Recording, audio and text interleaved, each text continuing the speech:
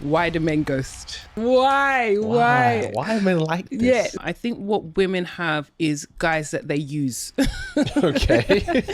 Is it possible that she ghosted because there's another guy she likes more?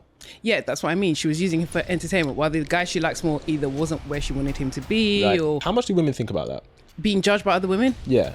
A lot. Women live for other women.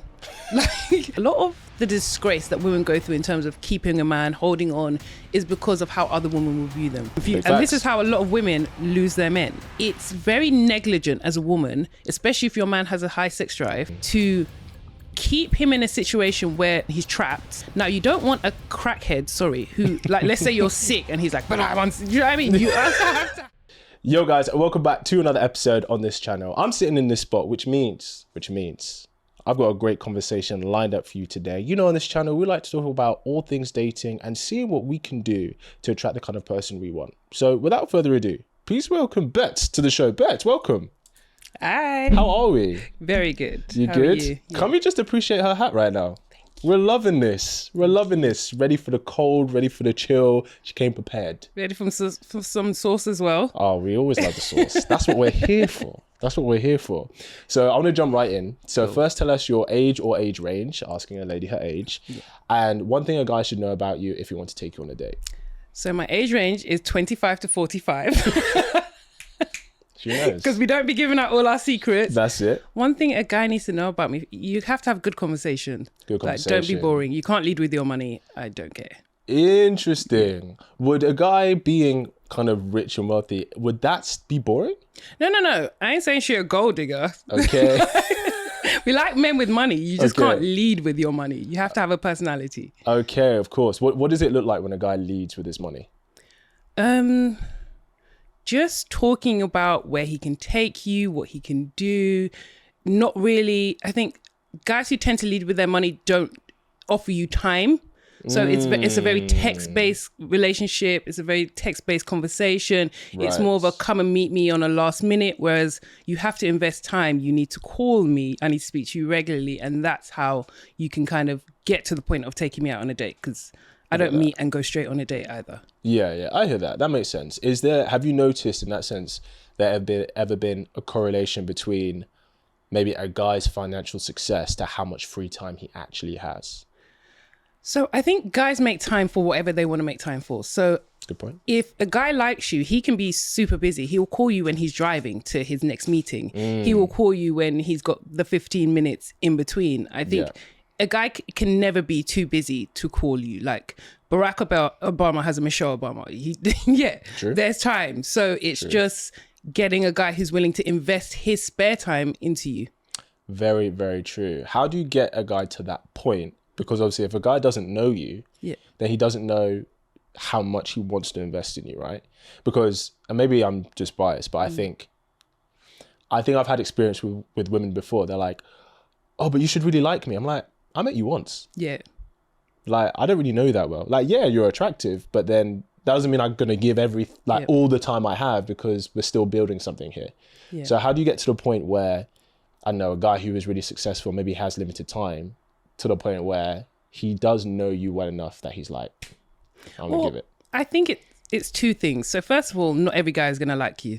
So there are going to be some guys you just can't get them to do that, because they might speak to you, see you, or when they've seen you for a specific purpose. And you don't fit into that mold, and you're kind of rejecting that. So they're like, I don't have time for this. Right. But also, you're not starting off with like, give me all your time. Yes. But for me personally, it's like, just call me every day. And I think if you intrigue a guy enough, if you interest a guy enough, men are pursuers by nature. So he's going to just try it just to see, like, okay, we're going to speak. What are we going to speak about? Let's see what she wants to do. And then as you build that up, it goes from maybe half an hour the first day to an hour the next day to, True. And you build it up. So call every day? Every single day. Every day? Every single day. That's a lot, man. But how are you going to get to know me? You can't get to know somebody from a distance. But you have to call every day. I mean, if you met twice a week, is that not enough? And then speak every every single a lot. day. How is that a lot? How do you get to know somebody? It's like saying you're trying to perfect something. I don't know what it is you're trying to perfect. Let's say. So for example, content creation. Yes. I assume most people do that every day because it's something they're interested in. They want to pursue it. They make time for it. If your partner, the person and I know men don't go into situations looking for a partner, but a woman that you're interested in, you're going to have to take time to get to know her and vice versa. I don't disagree. Okay. Do you talk to all of your friends every day? No, but I don't sleep with all of my friends. But this guy's not sleeping with you in the beginning. Not yet, but that's his aim. I think the level of investment is proportional to how well he knows you and how far you guys are along. So what I mean is the level of time I'm going to give a girl like 1 month in is going to be very different if we're 1 year in. I 100% agree. However, sense? I do think there's a baseline, and the baseline is every day. Call me every. I think that's a lot. It doesn't have to be all day, every day, but there should definitely be a check-in every day. And there's loads of women out there who meet men, and the man calls them every day, and they build and get to know. They don't have two heads, so whatever that best treatment is that they're getting, I need that too. Okay, so what would a woman do out the gate to show that she's investing in him? So I don't think it's a case of investing in each other straight away. I think it's just a case of getting to know. The call every day is not investment. It's just getting to know. That's investment. No, but what I think it is yes, it's an investment into getting to know someone that you're initially attracted to, because my assumption is that man has approached you because he finds you attractive and wants to get to know you. Trying to get under their clothes, boy. That's why he's here. So there is a certain level of investment that comes with that desire. And women set the tone for what that investment is. Every woman has different rules for access to her body. Yes. So for me, as a woman who I feel I'm a prize, the investment is taking that time to get to know my mind, because you access my body through my mind. I agree. I think that the time, though, while you can both have a phone call for an hour, and I'm not saying that's not her investing in him, but I think that's more of an investment on his part to her.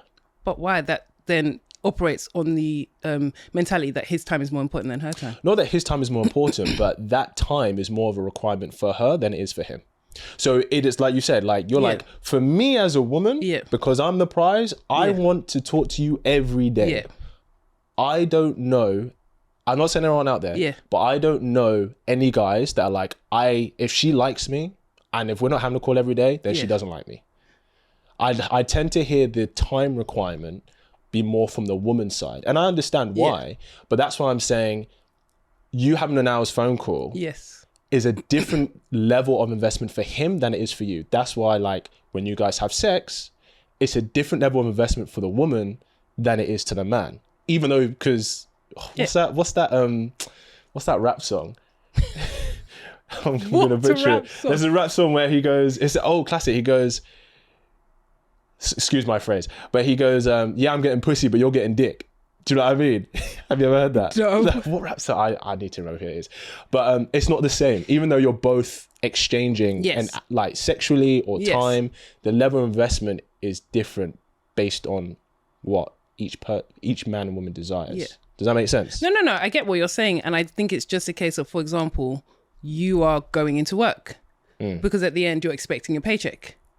So it's the same for men. They are putting in the work because in the end they're expecting should they expect it then if they put in the work?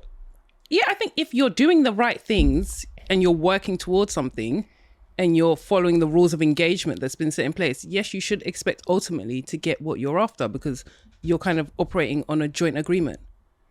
What would you say to the women who say, just because he gives me his time like that doesn't mean he should expect me to have that with him? So why do you want his time? Because some women want time from men that they don't want. No, but what I'm saying is, why do you think a man is invested? So if you don't want anything from this man, because this is on the basis of I want a relationship and I want someone to respect me and I want to build. If you don't want these things from a man, why are you wasting his time? Well, we know girls enjoy attention from men, though. Oh, well, then that's weird. It is what it is. It is what it is. What's something you want to bring to the conversation today? What's something you want to ask? Okay, so on my channel, page, whatever you want to call it, I get a lot of women asking me why. Like, that's the main question. Why? Why am I like this? Yeah. So I guess the number one question is, why do men ghost? That's like the big. I was speaking to this guy for 3 weeks. It was amazing. It was so fun. You know, and then all of a sudden, like, he just doesn't call me anymore. Like, he's just doing his own thing. Why? Okay. I will answer that. I'm going to ask one thing. Why do you think women ghost when they do? I don't think women ghost that much, to be honest with you. Really? You don't think women ghost? No, and also if they do ghost, it's because they were using the man that they have ghosted for entertainment. Okay. Is it possible that she ghosted because there's another guy she likes more? Yeah, that's what I mean. She was using him for entertainment, while the guy she likes more either wasn't where she wanted him to be, or what. So basically, like a distraction, I should say, like just a tonic, a balm. Sure, it's the exact same reason why guys ghost. Yeah. Either because there's another girl that he actually likes, or he was just entertaining. But guys don't really use girls for attention that much. Usually, girls. You think they do? Yes, they do. Usually it's sexual attention. Guys see women as sport. Like, guys use women for fun. For sex. But if he's not getting the sex, why would he be investing if he's not getting what he wants? I think they, not necessarily for sex, but also for sexual energy. Like, the men just like being around women. They like the fun of just there being pretty women around. I don't even think, yes, I think guys ultimately are looking for sex, but I think guys just, there's different levels in which they enjoy women, and they can just enjoy a woman with a big bum just being in the room with them. That's fun for them. I think the guys get the enjoyment from that on the premise that is a possibility that he can have sex with her. Okay. So I don't think a guy would be like, oh, I'm going to enjoy this sexual energy from a woman, but I know it's off the cards. Like, because then for him, he'd be like, then why am I enjoying that? Do you not think that guys, let's say a guy has a girlfriend, or he has someone he sleeps with, but he's out with his friends, maybe on like a boys' night out.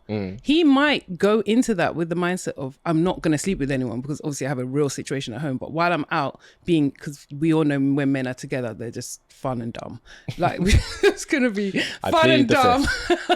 I plead the fifth. And enjoy this energy. So I'm not going to say men don't like being around attractive women, but in terms of entertaining a woman for sexual energy that he has no intention of actually having sex with, men don't do that. Like, why? It's like hanging a carrot in front of him that he can never have. Like, why would he then even entertain running after that? Yeah. So the whole thing of a man entertaining a woman just for her attention, that tends to be more of a thing that women do for men, not men do for women, because men can give attention to women easy, and women can happily accept that from guys that they don't like. Yeah. But if a guy is entertaining a woman, what I'm trying to say is guys wouldn't entertain a woman that he wouldn't have sex with. Yeah, I think that was the caveat that I should have said. When men are entertaining women, they are sleeping together. They're having casual sex. Then of course. 100%. Yeah, if they're having casual sex, then maybe he... Yeah, but I think women tend to think that because they're having fun with a guy and having a fun situation, that automatically is going to lead to a relationship. And why doesn't it? So I'm going to put that back to you now. So why doesn't it lead to a relationship? Why doesn't casual fun lead to a relationship? Yeah, because you're having fun, you're having a good time. Why? So I think a couple of things. I think we have a really unhelpful culture of when we start dating someone, all of our dates become kind of homebody dates. Okay. You come to mine and we'll watch a film and then we'll sleep together. I'll come to yours and we'll play some board games. Then we'll sleep together. All the dates become environments where they can have sex. Yes. That is not a man investing in a woman. That is a woman investing in a man, because a woman wouldn't share her sexual self, her body with him. I think most women, unless she was serious about him to some degree, right? Not saying they can't have casual sex, but that's how she shows her investment. So I think what happens is a woman is investing with her sexual energy and her body, and she gets to a point where she likes him, but men show their investment through their non-sexual time. Yeah. So if you start having sex and he's not been investing with his non-sexual time, he hasn't moved from how much he actually likes you. Yeah. But you're having sex, so she's gone here and he's still here. Then she gets to a point like, let's have a relationship. He's like, whoa, baby girl. I ain't there yet. What do you mean, let's have a relationship? And the other thing, which isn't a nice reality to admit, but it is the case, men can have sex with women that they would never consider seriously. Yes. Is the unfortunate reality. And it could be different reasons. It could be because maybe he's attracted to her, but not that attracted to her. It could be because maybe he doesn't feel they're compatible, but she's still attractive, so he'd indulge in the sexual play. So it could be different reasons. But a man can have sex. Men have sex with women they don't even find attractive. Facts. Do you know what I mean? Yeah. But I don't think women do. No. So what you're talking about, I refer to on my page as inside girl and outside girl. Go for it. And I always say to women, men will always have they'll always have an inside girl or multiple inside girls. If they can. Yes. And they will have one outside girl. Yes. So the inside girl is the girl that looks wise, probably, wouldn't want to walk down the street with being seen walk down the street with her. Yes. But she's nice, she's cute, she makes cooks, him feel good. she takes care of him, she calls him a king. So they have such a nice environment within that home. Where I guess the woman's struggle is, okay, we have such a nice vibe, but he doesn't realize that he has categorized her as someone that's an inside girl. And unfortunately, men are very much led by looks and virtue. So on that then, what would you say are the signs that a girl is an inside girl, not the outside girl? So you spend all of your time inside. That's the first thing. You do, and I don't know another way to say this, and so no offense to anyone, but you do a lot of like bad girl things. So you probably smoke in the house, like you drink, you just do like fun, boyish, what we'd classify as not ladylike things. Like you're really mates. Like you do things that he would do with his guys. Big facts. You're very like, you explore a lot of things sexually, like you have a lot of like sexual fun. You're very honest, so you tell him about maybe some mistakes that you've made in your past, and he makes an open space for that, and he doesn't judge you inside. And it's just a nice environment, but he doesn't ever introduce you to anyone. The most people who introduce you to is his boys. And they'll probably do that, oh madame, queen, knowing full well you're the inside girl. It's true. The boys know how to play the part. But you're never going to go to, like, if you see he has big events, you'll realize that you don't get invited to those. Yes. You see, you don't come around like more of his core friendship group, his family. He just doesn't bring you with him when he goes outside. So he doesn't integrate you into his life. His real life. You have like a kind of sub-reality. Yes, yeah, very much so. Do women have an inside guy and outside guy? Do they have something similar? I don't think they have something similar. I think what women have is guys that they use. Okay. So, and then they try to hide. So they don't do the thing that men will do, like create a sub-relationship reality. Right. They will just interact with that guy when they want something. Usually they will end up sleeping with him to get the thing that they want, whether it be money or flown out or just whatever connection. But it will usually be like one-time occurrences rather than an internal, like full-blown relationship. So she would have sex with a guy once in order to get something from him, and then she wouldn't really indulge. Yeah, it'd be more of a transactional, or she might call him here and there just to keep the relationship going. But it's more, or it will visually appear more of like hard work. Whereas being inside girl is more fun. It's more like a relationship. It's just indoors. Right. Whereas that guy is much more transactional for her. Yeah. So what would make a girl put a man in that category in her head? Like, what is it about the man that she goes, okay, this is a transactional thing that I would use, not someone that I'm actually considering? Probably old, ugly, has money. That's like that. Other than that, if a girl likes you, she's not going to put you in that zone. She's going to put you in that zone if she's going to be judged for dealing with you. Like, how much do women think about that? Being judged by other women? Yeah. A lot. Women live for other women. Like, they want a man, but a lot of a woman wanting a man, a lot of the disgrace that women go through in terms of keeping a man, holding on, is because of how other women will view them. They don't want to look like they failed. They want to look like they have a successful relationship. They want to look like their man is nice to them and spoiling them, and they've got a good thing going, and they don't want to have to turn around to other women and be like, okay, hands up. Like, this is crap. Interesting you say that, because I can understand that kind of thought process. And maybe I'm just biased, so enlighten me. But I feel that anytime, 9 times out of 10, if I'm hearing or seeing something online or publicly about a breakup, it was almost always his fault. Yes. Like the woman's like, he wasn't doing this, I wasn't fulfilled. Yeah. If he cheated, then, you know, fair enough. But like outside of cheating, it was always that he was lacking in the relationship. Yes. That's why it ended. So it's interesting that you're saying that women think other women will see her as failing, but then when the breakup actually happens, it seems to be expressed that it's because he failed.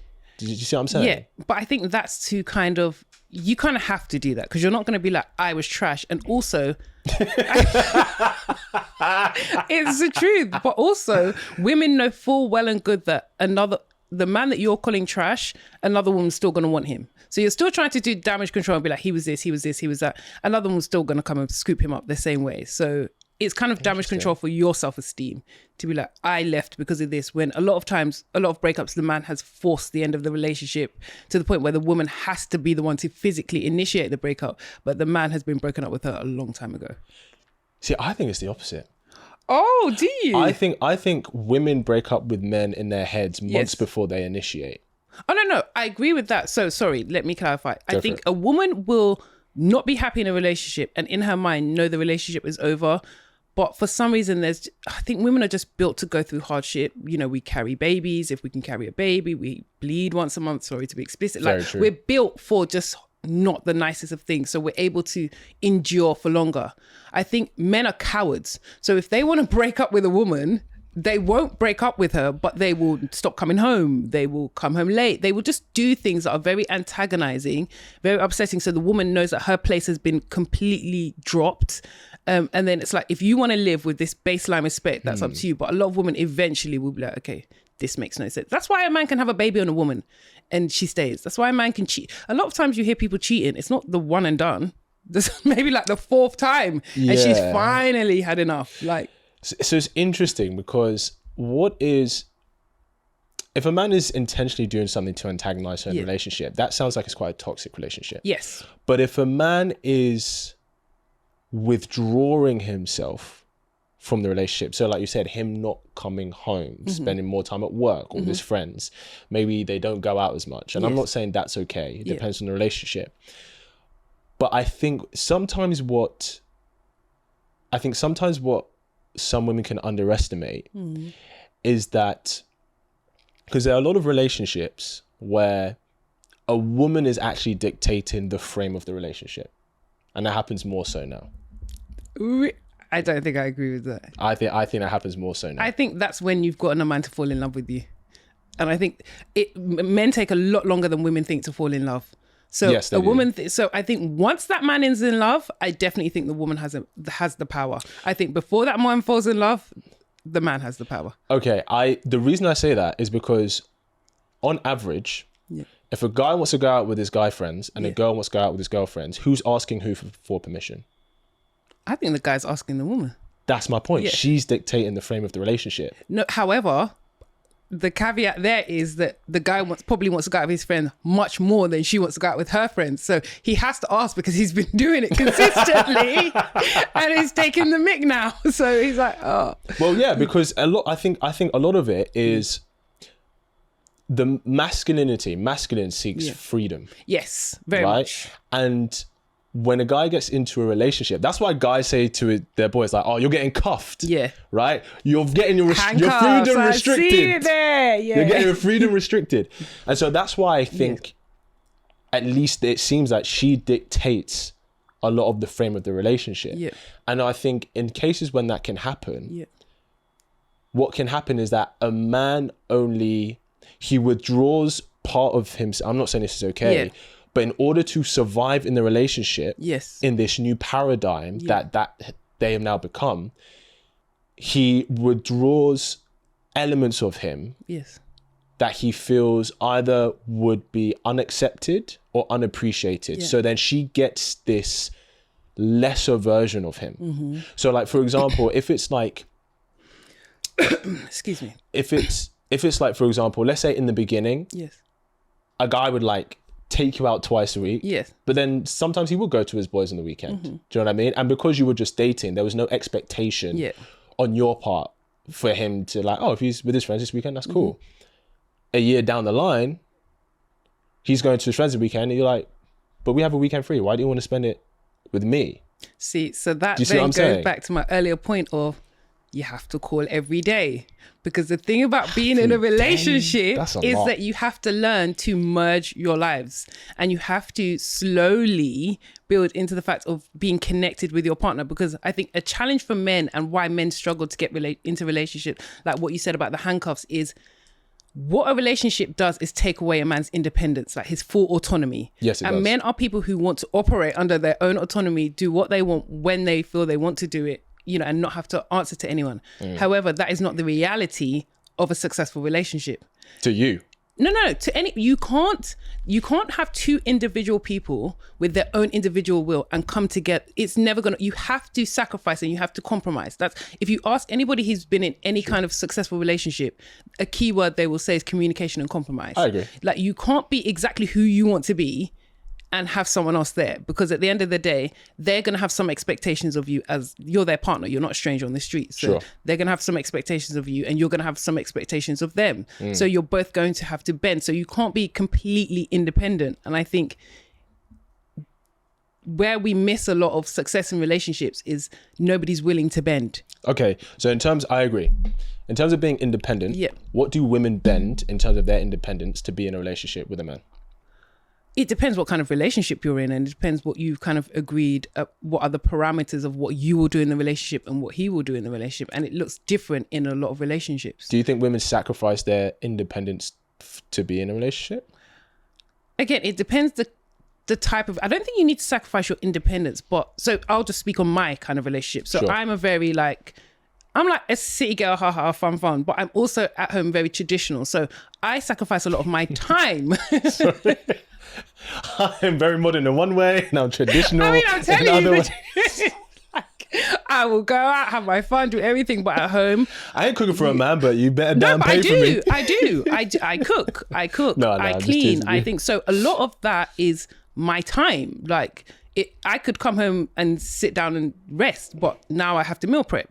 I have to, figure out how I'm going to clean the house. I have to change sheets. I have to do our laundry. So these are a lot of things that I have to, sacrifice in terms of figure out what's going on with him. How can I help? How can I support? And yes, I get equal support back, but that is stuff that takes my resources. That is stuff that takes my energy. I do get that. A lot of those things you would be doing, but just for yourself though. When you're not in a relationship, you're not doing so then that's the difference between a 50% workload and 100% workload. And also that's not necessarily true, because if I come home and I'm tired and I feel like eating crackers, I'll eat some crackers and go to bed. Okay. I can't necessarily serve my man crackers.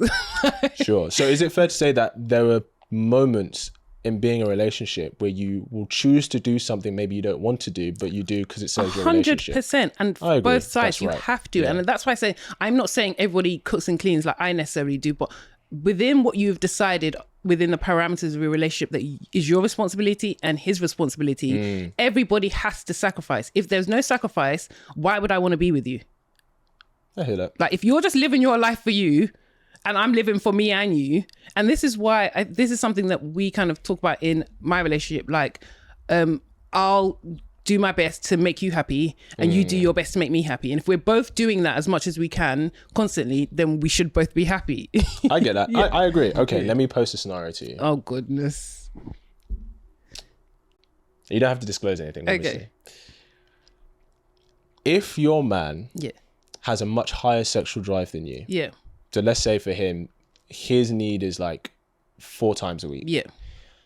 And your sexual drive is only once a week. Yeah. How would you resolve that issue? Gonna have to go up. Because I think what would you accommodate for him? 100%. Because I think women need to understand who they're dealing with.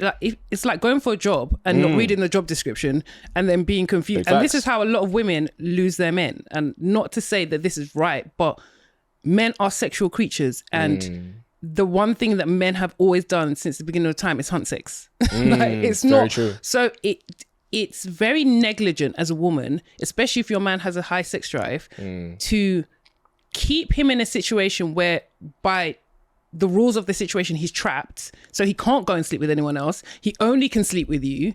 You have to fulfill that need. Now, you don't want a crackhead, who, like, let's say you're sick and he's like, but I want, do you know what I mean? You also have to have someone who's considerate I know you're of dying, you. yeah. I want this morning wood right now. Yeah. We do something. You can't, you both have to have a care for each other. Yes. But everybody has to, like, women are emotional, and it makes no sense. And I don't get when I say when men try to use logic on women. That doesn't make sense. It doesn't matter if it makes sense. We fall into this trap all the time. Like, it's so true. So I think understanding who your partner is and how they operate and what makes them kind of be able to breathe in and out and just go on with their day is very important. And for men, sex is a huge part of that. There's no point denying it. Like, you just have to understand that that is a requirement if your man wants that. It's true. Big facts. Let me ask you something. Oh yes. So I saw a video of yours. Oh gosh. Saw a video of yours on how important respect is to a man, and how you said for yourself you've been on a journey of learning how to maintain that respect even in times of anger and frustration. Yeah. How did you learn that? And was there a point where you were like, okay, I need to understand this more, or what was that journey for you? Let me tell you, I'm still on the journey. I'm like rung 3 of 150. I am still a beginner because, okay, so I think the first thing is, as women, especially in this day and age, we are taught either by our family or the situation of our lives to be independent, to figure it out and to just get on with it. And it's very hard when you are a person that figures out your life and takes care of yourself to come into a situation now where you have to bend to somebody's will to, keep the peace. Sure. So that's the first thing. Submit to his leadership. Oh, that's what she would say. I did not say that. What I will say is that men and women are created very differently. Sure. And I think if women understand this, they will be able to date way more successfully. Women are made in love to love. Like, we are made, I don't want to use biblical kind of principles, but we're made to be a woman's rib if you believe the Bible. But we are, as women, are made to be the nurturers, to care. So our thing is love. Sure. A man's thing is respect. Like, men operate, respect is love to men. They like, love is nice, but it's all frou-frou stuff. Yeah. To them, they want to be respected. Like, that is what makes them feel good. Now, where women go wrong is we prioritize love so much when we're trying to deal with a man. We're like, but I love you, but I do anything for you, but I ride or die. Whereas we don't realize that a man doesn't respect that. He will take it, but men tend to respect women who are less sexually promiscuous more because they can respect it. So they can compare that girl to all the other girls they've dated, and if all the other girls they've dated have slept with them week one, that's how they see all girls. Yes. If this new girl comes along and she doesn't sleep with him for 3 months, 4 months, 5, 6 months, by proxy of comparison, he's going to respect her because everybody else is doing this and you do this. So that respect then turns into love because it's like, oh, you kind of show them you make them respect you. Yeah. So she stands out from the crowd. Yes. So to speak. And if you can make a man respect you, you can make a man love you. But where a lot of women go wrong is they skip the respect step. So that's that on the beginning side of the relationship. Now, when you're in the relationship, you then have to maintain that respect. And it's hard because in a relationship, you see yourselves as equals. Well, in a good relationship anyway. Sure. But just because we're equal, it doesn't mean we're the same. Very true. And that's one thing I've had to learn in a relationship. Just because, I hate patriarchy. I hate misogyny. Like, the whole social system can burn as far as I'm concerned. Like, men created it and it's passed down. But anyway, separate subject. But that is how it is. And a man has to feel like he can stand upright. Do you want to be with a man who you see as a leader? Or do you want to be more equal, or do you want to be the leader? I want to be with a man who sees himself as, who has principles and a purpose. No, but I asked about how you see him. As in to lead me? Well, you see him as a leader, yeah. I don't see a man as a leader. I see a man as a man. And I see him as someone who is, I don't see a man as a leader just by proxy of him having a ding-a-ling. No. I'm not saying that he is because some men are not leaders. No, yeah. But some men are. And so I'm asking, would you want to choose a man to be in a relationship with who you see as a leader? I would want to choose someone to be in a relationship who I see as someone who is principled and purposeful. And if you are principled and purposeful, then, you know, you might have a different opinion to me. And because I know that you have good principles, I can kind of decide, okay, even though I do this normally, I'm going to go with you this time, you know, and I'm going to follow your lead. That's the dynamic of a leader, yeah. But he's not always going to be the leader, because sometimes I'm going to have the right idea, and and I think that's important in a relationship, understanding each other's strengths. So I agree. I think, I mean, that doesn't mean that he dictates everything, because I would say as well, a guy who is a quote unquote of good mindset in that sense, he can recognize, okay, this isn't my area of expertise, and Bets knows best, so we should take the cue from her, right? But I guess the reason I'm asking is because whether something's patriarchal or matriarchal, purely just means whether it's a masculine head or a feminine head. Everything is a masculine head. The world has been created on a masculine head. Men and women can do the exact same thing. I think the homes are... The world is created by men. The rules are created by men. The punishments are created by men. Everything is created by men.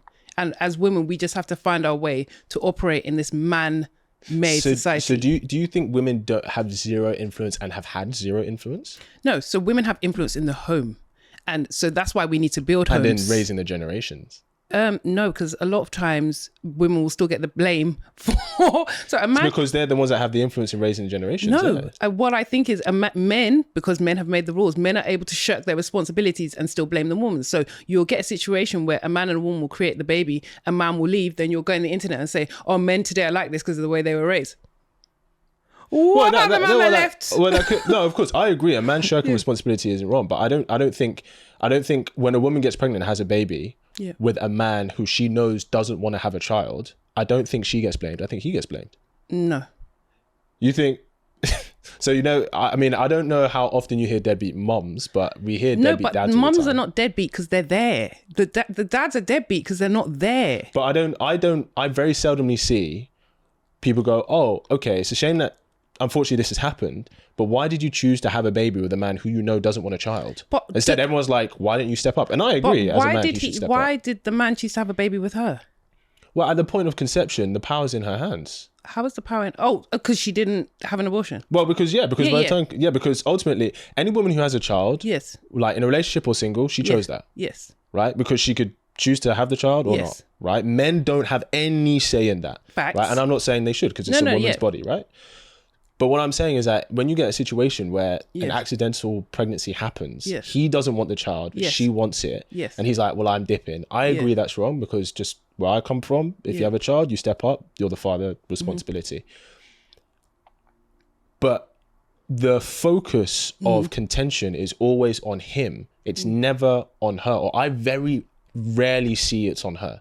I very rarely see being like, why are you having children outside of marriage? Or like, why are you having children with a man who you know doesn't want kids? Or like, why did you choose to bring the baby to term if you knew you're not in a place to be a mother yet?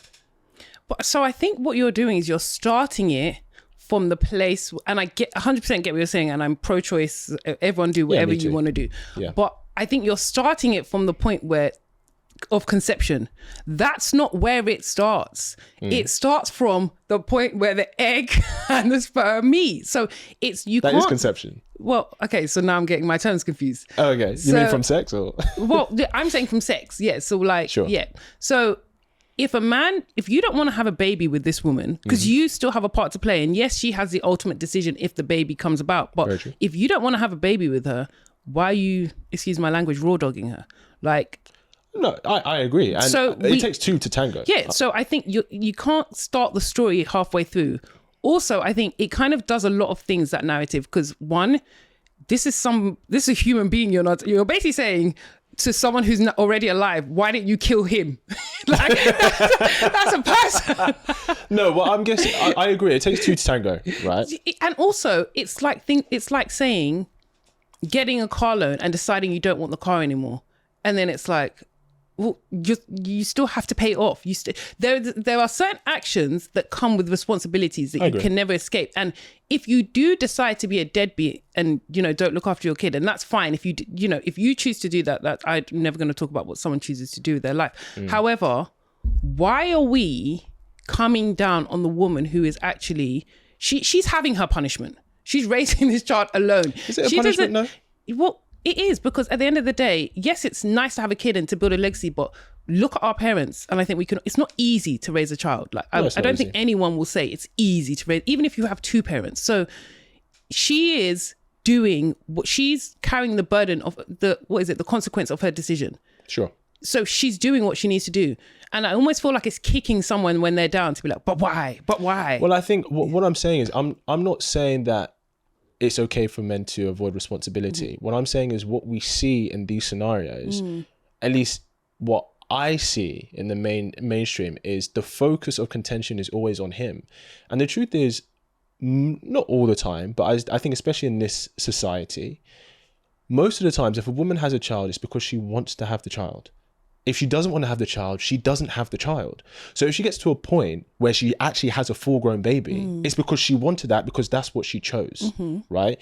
And so I guess I'm seeing it in a way. I'm not saying it's okay for guys to be deadbeats, but I'm thinking, I have two younger sisters, and so I'm thinking the conversation I would have is be like, why would you choose to have a baby outside of marriage if you know marriage is what you want? And B, why would you choose to have a baby with a man who doesn't want to be there for you and be there for the child? Because accidents happen. I understand that, right? And then, like I said, some people don't believe in abortion, right? So then it happens. But if you don't, I'm like, why are you having casual sex anyway? But I'm just talking about what we see online.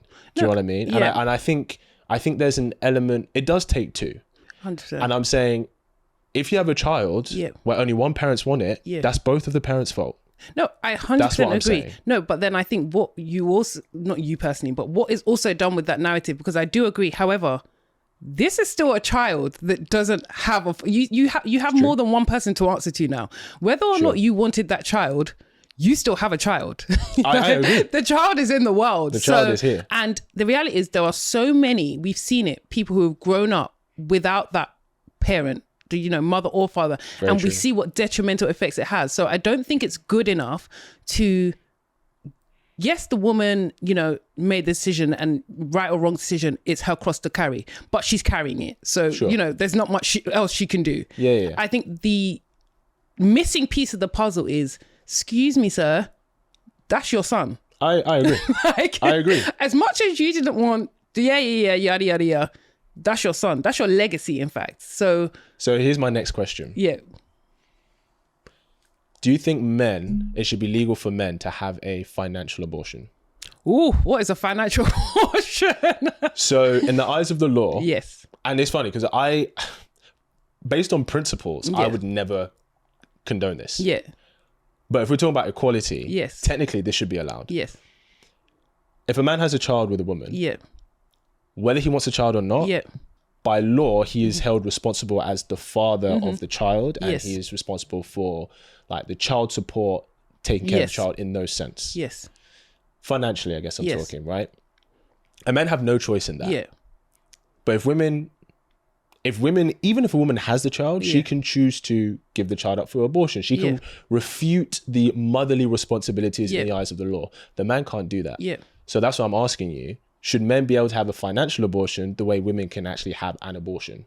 If there's a heavy penalty for raw dogging, because at the end of the day, you're going in there. But does that mean there should be a penalty for her? No, because she's ready to have the child. Like no, but if she wants to give up, if she has the child and she doesn't want to be the mother, should there be a penalty for her for raw dogging as well? Well, no, because at the end of the day, what you're saying is your argument is that men should basically be able to go scot-free. What I'm trying to say is that in the same way that a woman can choose to refute her motherly responsibilities in the eyes of the law, but all she the way up still to has birth, a penalty. Abortion is not a fun and easy thing to do. I didn't say that. I know, but that's what I'm saying. There is still some consequence for her. And even if you decide you don't want to have the child and you want to have an abortion, an abortion for a lot of women is a very traumatic process. Like it's something that they have to go through. So at every stage, what I'm seeing is women have some kind of consequence for their action.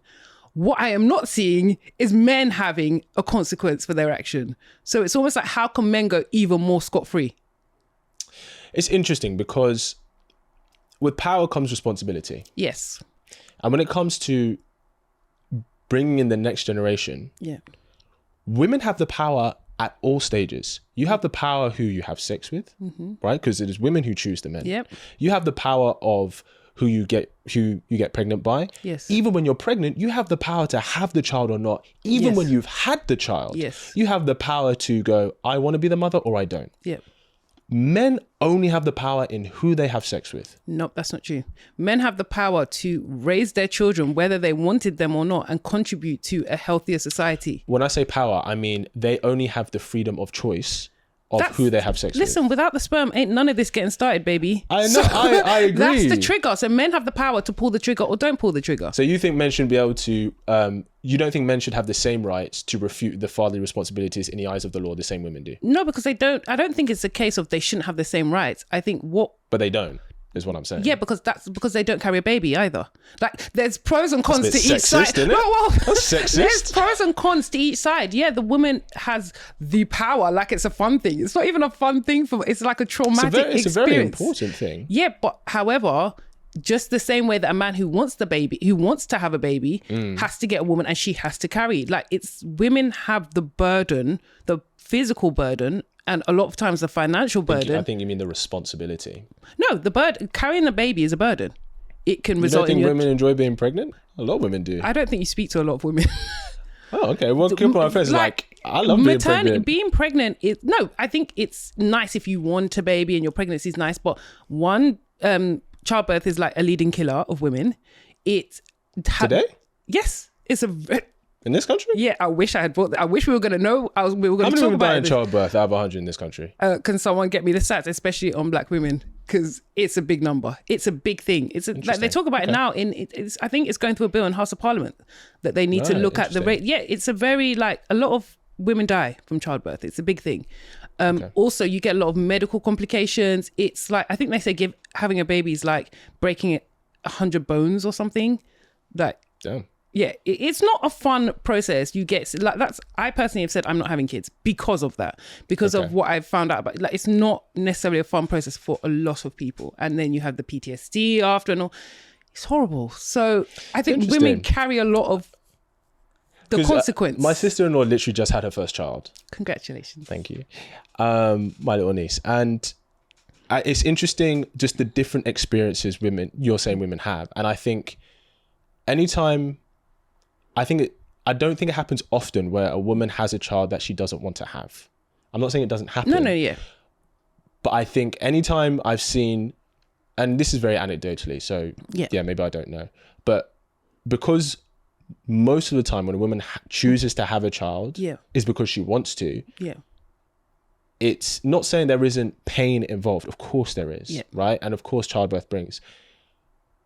But the joy from it is like almost overwhelming for them. And there's even a hormone that helps women forget the pain of childbirth. You're such a man. It's so cute. I'm going what they say. I'm going for what women have told me. I think what it is. So maybe they're wrong. I don't know.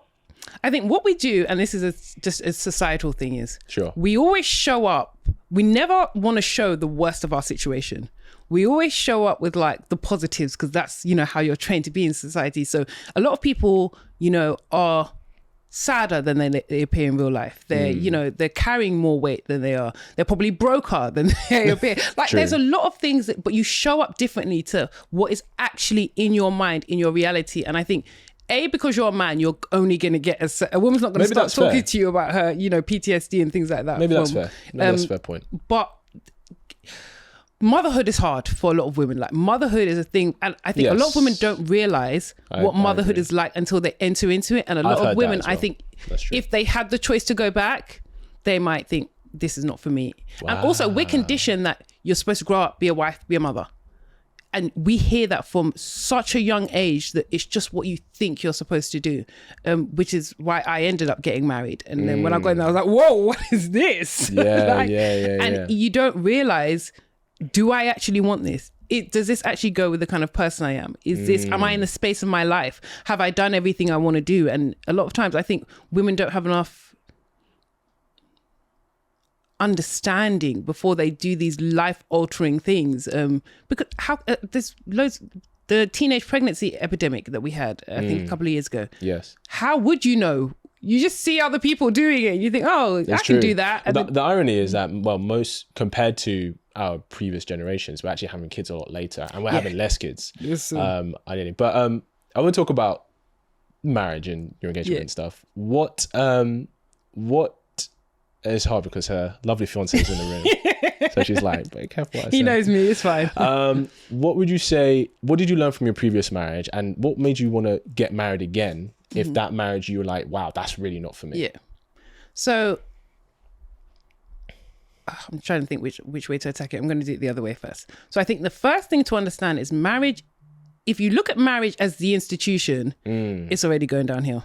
Yes. Marriage was never the problem. It was the person. And marriage is always all about the person, because that is you and them and you're locked in. If you do not choose the right person to marry, you're never going to have a pleasant experience. It's always going to be the worst thing you've ever done, especially in my case where your ex may be, struggling with other things that, are not necessarily savory for society. Got you. Why I chose to get married, I'll be honest, is I just thought it was what you did at the time of your life. I had an amazing time in my youth. I traveled, I had so much fun, and I just thought, okay, I'm getting older. Time to settle down. Yes. If you get married because it's time to settle down, good luck to you, because you are playing roulette with your life. And that's the truth of it. But because we are conditioned so much as women to see marriage as success, and we don't say it as women, but we do. When we're married or engaged, we feel like we've done something. We feel like, yes. But isn't that because marriage provides the security that I think a lot of women actually want? A lot of women take care of themselves just fine. I don't mean physical. I mean relationship security. Because that's like the ultimate form of emotional security, like the commitment that he gives. Like, I've signed my life to you, and I'm here for you for life. So now, and I think that's what's so attractive about it to women. But you tell me. I think that's true, but I think it's the security, not in the sense of, like I said, not the person being like, I love you, I'm here, I'm with you. It's, I've managed to get someone to marry. I'm getting married. And so many people don't put thought into the actual relationship. I agree. It's more the marriage. People want the wedding, not the marriage. Yeah. Yes. And it's almost like, and some people even want the marriage, but more of the tick box exercise. So with my ex-partner, on paper, it looked great. He was attractive. I was attractive, if I do say so myself.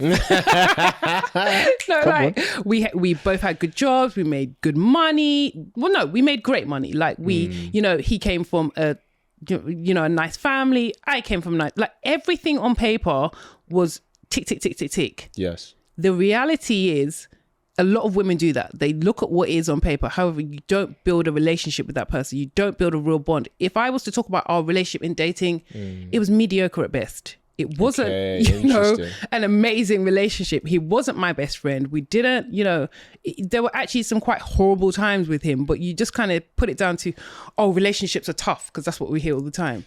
I hear that. But this is why I think marriage is going downhill, because marriage never used to be about the relationship of people. Like, the original institution of marriage was a contract. And a big reason why people got married back in the day was to bring two good families together, was to maintain land and maintain wealth, etc., was to, make sure you raise certain children who are going to do this. Because that's why arranged marriages were a thing. Like, they weren't saying, I'm going to choose this person because I think, your son and my daughter are going to have the best time and best relationship. It was because there was a contractual purpose, and there was a logistical purpose to marriage. And I think that's why it's not working, is because we have applied this romanticism of, marriage is supposed to be about who my best friend is, etc. And I'm not saying it can't be that, but the original institution of marriage was never actually about that. And I think it's only in the past century that we've romanticized it because of the novels and the books and stuff. And I'm not saying marriage isn't a beautiful thing of declaration of love, but the original institution of marriage it wasn't actually about love or relationships. It was about the logistics of maintaining position within families in a society. I mean, even the late Queen, her marriage was arranged too. Yeah. Do you know what I mean? And I don't, even with the royals, you know, we think, oh, they chose, but no, there a lot of people had to co-sign, maybe except for Harry, because Meghan was a... So I can't tell you how much I disagree with what you just said. Tell me why I'm wrong. Because women didn't have a voice. So all that sounds good on paper. Women were slaves and prisoners, and they just had no economic or social ability to move. That's true. If you needed to, a lot of marriages worked because physically the woman could not survive outside. She couldn't actually support herself. So it was either stay in this marriage, which let's not talk about the side note of being shunned by society and not being accepted, you know, at whatever level you were, no matter how rich you were. If you were a divorced woman, you were looked at as just trash. So, but financially, like for your children, so I think a lot of marriage worked back then because women had no rights. Because marriage is still a contract. Marriage is still all of those things. The only difference now is women can have a voice. Yeah, but the arranged marriages were also, you know, it wasn't, the men weren't choosing, the men weren't like choosing who they wanted to marry based on who they felt as well. Like a lot of it was, what I'm trying to say is marriage back then was in service for the family and community, not the relationships. Because what it was is whether the man was choosing or not, he knew that this woman didn't have any ability to leave. So he could do pretty much whatever he wanted, treat her however he wanted, and she wasn't going anywhere. Marriage in this day and age, there is an expectation of behavior from men, and that is why marriage is failing. I'll be honest with you. You think marriage is failing because of men? Yeah, I do. Yes, I do. Because men have a mentality, and we kind of touched on it earlier, where they want to do what they want when they want. That is not marriage. When you are two independent people who now have to become interdependent. So that woman has to have a voice. That woman has to have a say. I disagree entirely. I think the reason marriages fail is because we expect too much for them. We expect this person to be our best friend. We expect this person to be our teacher. We expect this person to be our student. We expect this person to be the best person we can go shopping with, but also the best person we can fight a war with. We expect all this. I think we expect too much from our spouse nowadays. And I think what happens is when people don't meet those expectations, which none of us can because no one's perfect, that's when people go, oh, wow, this ain't for me anymore. I do not agree with that. I think if you ask a lot of people who've been divorced, it has been years of trying to make it work. I think there's such a narrative that people wake up and be like, I'm off, I'm done. You are not my best friend. Whereas people have gone through years and years and years, marriage counseling, church counseling, everything to try to make it work. I don't think people are doing marriage and church counseling, but that is not you'd be surprised. That is not the average married couple. Okay, not necessarily church counseling, but I mean, okay, either or both if you're of that kind of religious persuasion. Yeah, but even marriage counseling, that is not the average couple. It's not the average couple. Okay. Maybe they're not doing official marriage counseling, but they got one auntie or uncle. some random auntie from Nigeria. What I'm saying is people work on it. They try to fix it. But a lot of the times, the reason they aren't able to fix it is because one person is not willing to give. One person wants to be who they are, and that person is exhibiting very negative behaviors, and the marriage has to end. And if you ask people who have been married for a very long time, they will tell you that they've been through trials and tribulations, and, you know, one may have cheated on the other. So it's not because you're not this amazing person to me all the time, I'm leaving. I don't think that's how marriage works. I think people rush into marriage not understanding what marriage actually is. And because they don't understand what it is, they don't know how to bend to be in a marriage. So you think marriages are failing today because men used to have all the freedom to exercise what they want before, and now they can't, and now that's why it's failing? Yeah, because, well, no, that's not the sole reason. Like, I'm not, I'm asking. Yeah, I think that is one of the reasons.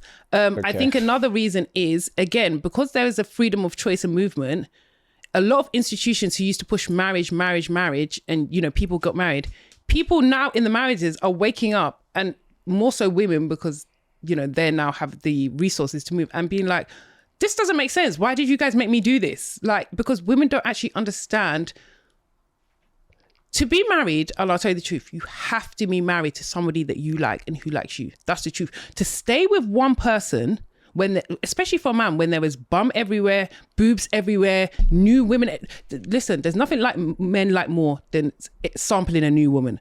So to sell out that part of yourself and be focused on this woman, you have to wake up every day and, challenge yourself to focus and fight the urge of temptation. Like, women, let's stop deceiving ourselves that men are not tempted when they go outside.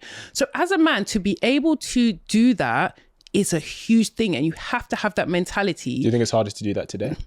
Yes. Oh my God. Yes. So much more. Instagram, social media, city girls, Well, city girls like you tempting other husbands. You're part of the problem. I'm just joking. I think, okay, here's where I think we see the fundamental difference in marriage. Mm-hmm. I think marriage is about duty, and you think marriage is about love. And that's no. I think marriage is about love and duty. I think it's about duty. Yeah, no. And I'm not saying you shouldn't have love in your marriage, but if you're going to have a marriage that's going to last 40 plus years, there are going to be periods where you think you don't love your partner. There are going to be periods where you don't want to choose your partner. I don't agree with that. You should never think you don't love your partner. You might not like your partner. They might. Listen, I think love fluctuates. Duty can only carry you outside of the home. When you're in the house and you're sitting down and watching TV and you're trying to have a conversation with someone who you have nothing in common with, who you have nothing to talk about with. I'm not saying duty doesn't carry that. No, but that is a lot of marriages. I know, but what I'm saying is, I'm not saying you shouldn't have love within a marriage, and I'm not saying you shouldn't have friendship within a marriage, but the aspect of marriage is a commitment of duty to each other. I understand that, but you need to have the foundation of those two things you just mentioned. But in order to be able to maintain your duty, you have to have a reason why. So anything we do in life, we have a reason why. If you're pushing, let's say someone's pushing to become a singer and they're getting no. Your passion and your love for the thing is what keeps you going in your pursuit of that thing. If you are in a situation where it's just no, and you don't even like the thing in the first place, you don't even know why you're there, you're not even happy, your mental health is in tatters. I'll tell you why I disagree. Have you seen the film Fences with Denzel Washington? No, it looks way too traumatic for me. That film looks like misery and sadness, and I don't go near those scenes. It has one of the best scenes ever made in film. I think I saw it when he tells her that he's got another woman or something. No. It's the scene with his son. Okay. So he's Denzel Washington. He's very hard on his son, very strict father, right? And obviously he's, he's providing for the house and everything like that. And they're in the garden, they're working. And his son just kind of stops where his father says something, tells him to do something. And his son just says, he stops and he goes, "Dad, why don't you like me?" And he goes, "Why don't I like you?" He's like, "I don't got to like you." Yeah. He's like, "Do you have food in your belly?" "Yes, sir." "Do you have a roof over your head?" "Yes, sir." "Do you have a bed to sleep in?" "Yes, sir." "Do you have clothes on your back?" "Yes, sir." He's like, "It's not my job to like you. It's my responsibility to take care of you because I am your father. And by having you, that is the commitment that I've made to you. That is the duty I have to you." When you may have a marriage with somebody, when you say, "I'm going to have children with someone, I'm going to have a family, or I'm going to bring these families together," marriage is the commitment of the duty. That's not so toxic. It's not toxic. I'm not saying there shouldn't be love. No, but what I'm saying is it's an element of responsibility. For your son and I think that's where we go wrong in this day and age. That yes, you can do all the outward things that money provides. For your child to look at you and say, "Why don't you like me?" which I hear love really behind that. You have failed in an emotional element as a parent. I don't disagree. So it's not that. And the difference is a child and a father bond, that can't stop being your dad. That can't stop being your child. However, when you have that with someone who you're married to, who literally makes you feel horrible, life is for living and life is tough enough. I'm not saying you should stay. I'm not saying it's okay to be in a marriage that is horrible. I'm saying because love can fluctuate, there are going to be years when you have amazing times, and there are going to be years where you have very difficult times, and there could be difficult times because of external things. But that's the thing. But I think it's when you have that sense of duty that even though this is hard, right, and even though I really can't stand this person, the commitment that I made to them through marriage right now is going to get me through this time. Because the irony is, if those fathers who run away from their children have this sense of duty, they would all step up to the plate. Facts. As fathers. Regardless whether they want the child or not. Agreed. Regardless whether they love the woman or not. They would all step up to the plate. And so because of that, I think if we have more of this mentality of taking responsibility, regardless of how we feel, I think we'll all raise a better environment for children and for society. So I think it's exactly what you said. There are good times sometimes, and there are bad times sometimes. But there has to be the balance of a lot of relationships, that marriages, there are not good times. So I see the responsibility and duty as the car. Yes. And the care and the love and the passion as the petrol. Like, you need both of them to keep this thing moving forward. You can't have one without the other. It's not going to work. And I think where marriages fail is because, and my mum and dad have been married for, how old am I? Well, I'm not going to say now. We almost got her. But they've been married for a very long time. Yes. Congratulations to them. I know, it's lovely. And I will say they're like my goals. But I definitely see this shared hand in hand of duty and care. And I think that's the best we can ask for. Both. Like, you can't have just duty, because it's just going to be an ice in the house. And you can't have just care, because it's just two cowboys just not being successful in any... I agree. I think ultimately, and this is the last thing I'll say, ultimately what I'm saying is, I think we value the love aspect too much without the duty. Yes. And I think when you're in a relationship, it's about the love. When you say, I am going to marry you, I am making a commitment to you. Yeah. And that should be up there too. And the reason I say it's important is because this can fluctuate. Yeah. But as long as this stays up here, you're going to have successful time. So can I just add to that and close it as well and say, I think you're right, but I think what it is, it's kind of the opposite. So women need to value duty more, and men need to value love, come down and value that love piece more, and have it more as a balance. I think that's fair. We're going to end it there. Look, we could chat for ages. We have to get you back on at some point. There were so many things I wanted us to touch on that we didn't even get through, but we'll do it again. You're great. Listen, thank you for sharing your energy with us. If people want to find you, where can they find you?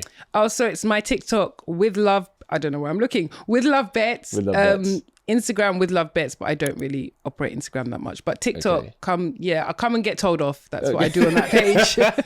We love it. Thank you for sharing your energy with us today. It's been amazing. Thank you so much. Guys, go show Bets some love on TikTok. She has some great videos on there. I'm definitely going to get her on again. As you can see, we had some great content right here. And we had a bunch of stuff I wanted to get through, but it's been a pleasure. So thank you for coming. Thank you for having me. It's been so fun. Awesome. Thanks for tuning in, guys. And I will see you in the next episode.